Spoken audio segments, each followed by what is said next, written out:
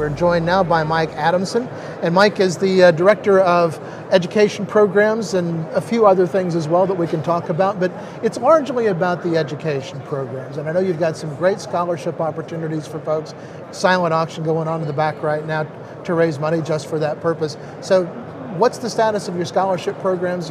I've known they have grown over the past several years. Are we still on an upward trend? We are. You know, it's one of those things. I think for the longest time we've said we're one of the largest programs, certainly for avionics and aviation maintenance technicians, as far as getting scholarships, and that continues. We get good support from the folks here in the exhibit hall, the different manufacturers, donating items to our auction to help raise funds, and then making direct contributions for scholarships. So good turnout. In fact, when I get back to the office, I'm going to be going through some of those applications and making our announcements here in the next few weeks. What kind of scholarships are they?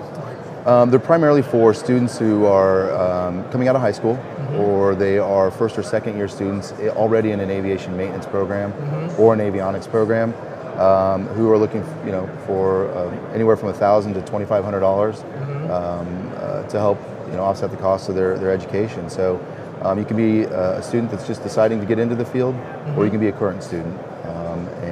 And again, it is for maintenance or avionics specifically. And I think this is interesting because, we talk about the college track and the college path, but a lot of folks, there's a very, very good living to be made as an avionics technician that does not necessarily require a college education. That's true. And that's what some of these programs can help young men and women get involved in. Absolutely. There's private and public institutions. Some are degreed, some are certificates, and all of those, or many of those, are members of the association. So you can find, really geographically or financially what fits your needs, and find your way into the avionics business pretty easily. There's a lot of technicians or mechanics that are looking to avionics because that's where a lot of the exciting things are. And I feel like we talk about that every year, but that is where the excitement is. And the way these things change and the new products that are coming out here at the show, it's staying the course. And so it's an exciting opportunity for folks. And of course, a lot of interest lately in the drone world and the opportunities that exist there, and how the association and our industry plays with that. We'll definitely be a part of that. And I think that's excited some folks as far as the programs, because you can go to an aviation maintenance program, you can go to an avionics program, and certainly learn some things that apply in the unmanned airspace world. So we're appealing to those students as well. I think it's interesting that you say it's where the exciting stuff is happening is in avionics, and people, the traditional view of the aviation mechanic is the guy with grease up to his elbows, but that's not the case in the avionics world. Not to say that there's anything wrong with that, obviously, but it's one of those things that if you've got a young person who is interested in computers, in electronics, and those kinds of things, those are the kinds of folks that will come into this field and become the maintainers of the avionics world. Absolutely. We've seen that in the courses that we offer here at the show and back at our headquarters.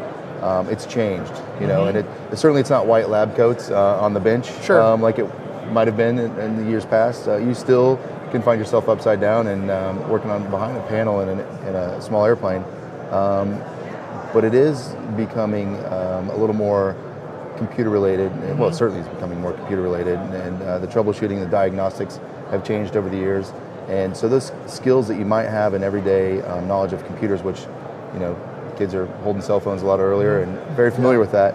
It's starting to carry over to what we do on the hangar floor in the avionics world. Now, you said that you've just instituted some new in-house training programs with AEA. Sounds like an exciting new program. Tell us about it. Yeah, so since we opened at our new facility 7 years ago, we opened the Dan Derby Professional Development Center, and that's allowed us to bring world-class training to our headquarters. And we started kind of slow at first with some basic wiring courses and that sort of thing. And from that, we've been able to get feedback from the people that have attended and start to grow our course offerings.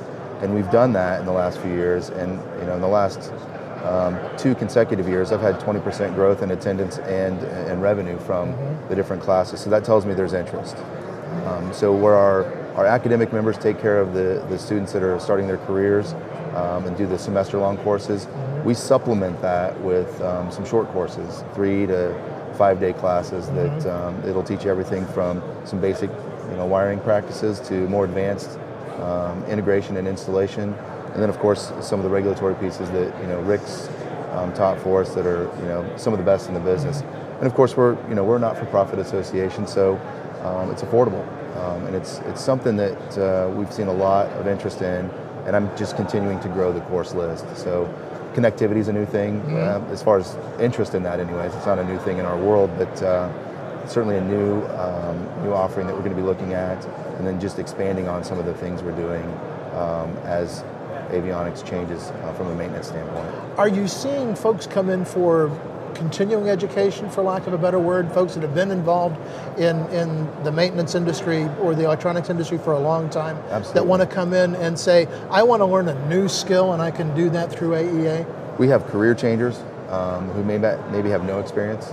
They're just interested. Maybe they're home builders and they want to understand more about their process, how it works, understand that they may need to go to a subject matter expert, an aviation or a certified repair station. We have them all. And then we have the people that are in the industry and have been in for a while and just want to confirm best practices.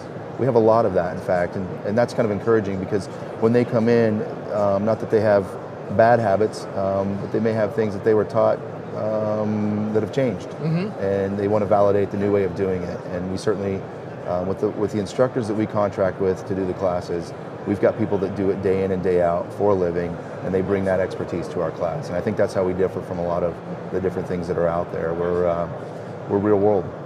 So. You said that you've been continuing to grow your scholarships, so give us some hard numbers. Where are you as far as the scholarships are concerned? How much money are you going to give away this year, Mike? Good question. We typically say over 100,000. We've got a couple of scholarships that it depends on the tuition rate, but when you add it all up, it's over 100,000, and it's 25 to 27, depending on how all that works out when we finally give them all away. But close to 30 and over 100,000 in awards. And with our proceeds from the silent auction here at the show, we'll certainly be able to do that again next year. And if someone who is out there watching, not here to help out with the silent auction, how can they get in touch with you so they say, you know what, I'd like to really help out this effort? Well, hopefully we've made that easier for them with our all-new website, okay. AEA.net, and of course you can see the contact list and just look me up. I'm in there, shoot me an email, and we'll get you involved. Absolutely. Excellent. I know you're under a time crunch, so I'll let you go, but thanks very much for stopping by and letting us know about some of these great programs. Thanks again for having me. Appreciate it. All right, great.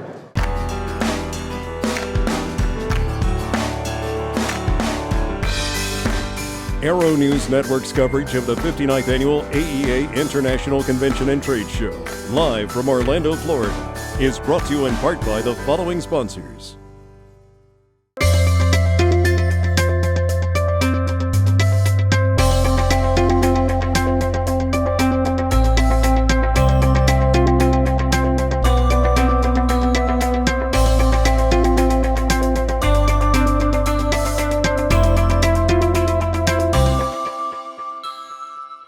Redbird Flight Simulations is dedicated to revolutionizing flight training by designing, manufacturing, and delivering affordable and innovative flight training technologies. Each Redbird device is designed to enhance the training experience for pilots of all levels, from student to ATP. Redbird is quickly becoming the industry standard for flight training. Since Redbird introduced its revolutionary FMX in 2007, colleges, universities, and flight training operations around the world have integrated Redbird products into their curriculum. It's time to discover what Redbird can do for you. Join the migration.